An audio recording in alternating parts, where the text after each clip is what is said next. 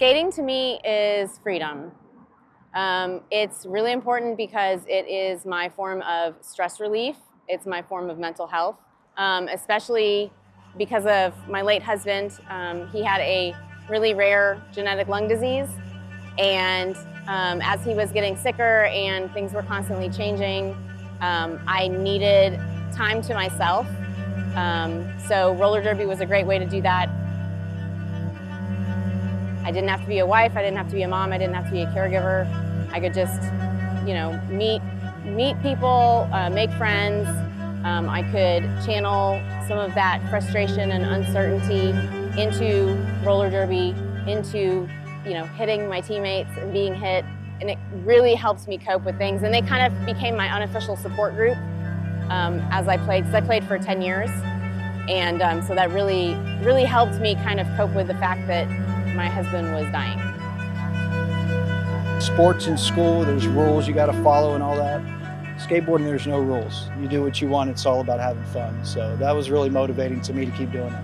When you fall, you get back up and you keep rolling, and that's kind of how life goes. You're going to have a lot of ups and downs, but you just got to keep rolling with the punches and knock the dust off and keep trying, Park skating and skating on the vert ramp was a nice change for me. It really helped me kind of channel all of that frustration and sorrow and just everything. Because even if someone is not going to survive a disease and you're prepared for that, you're not really prepared for that. So when it happens, it's, it still feels like it's sudden. But when someone has a chronic disease, they kind of lose little pieces of themselves along the way. And so skating kind of helped me through my pre-mourning process as far as coping with, oh, this is our new normal now, and then something would change, oh, this is our new normal now. So it really kind of helps me breathe and have some space for that.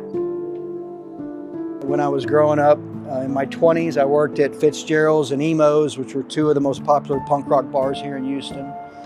And I just got wrapped up in the nightlife and partying every other night, turned into every night. And it took its toll on me to where I wasn't having fun skating anymore. I've always been a skater, but the joy of it was kind of gone for me. Skating as of the last few years, I feel like helped save my life, really. Meeting the group of guys here that I started skating with that were sober, clean, doing it for fun, keeps you healthy, when you're out here moving around. Meeting that group of guys in that breath of fresh air, it kind of brought back the innocence of it from my childhood when I first got into it. And it was all about just having fun, getting high on life, The path I was on with drugs and alcohol was not pretty at all. Mainly, The thing that helped me process Jason's death was Houston Vert Ramp. It was definitely the core community, the vert crew that was there. And because that vert ramp was so big, it gave me time to think, because I'm an overthinker by nature. And so being able to kind of just feel the ramp and just, flow, that really, really helped me breathe and relax. I have a $20,000 wrist.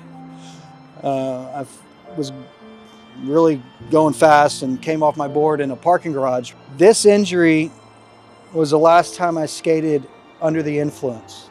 I was really drunk, and I shouldn't have been skating that fast down a parking garage. After that, cleaning up my act, skating for fun again, being sober and just enjoying it for what it is, was motivation for me. I didn't go to any kind of grief counseling after Jason died because I had my skate crew. Because they were so welcoming to me as far as we could talk about anything that we wanted, and it didn't matter. There were times I would come to the ramp fully ready to skate, and I would just break down in tears and have a day, and they were totally cool with it, and they would let me be me, and they didn't make me feel bad about it. So kind of having that safe space was what really helped. Once you start getting into an addiction like that, it doesn't do the same thing for you. That turned into drugs, stimulants, uppers, hardcore opiates, Oxycontin, and then that turned into even harder drugs, heroin, which at that point, the feeling of being a human is not there. It's just a bad feeling when you're helpless like that and you don't feel like you have control over anything anymore.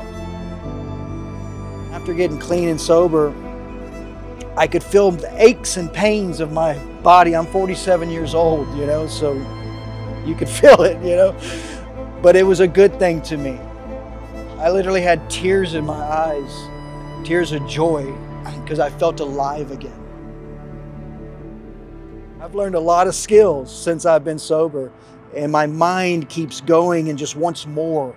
I want more. I want to learn more. Things I haven't done, I want to learn more and more. That would have never happened while I was under the influence.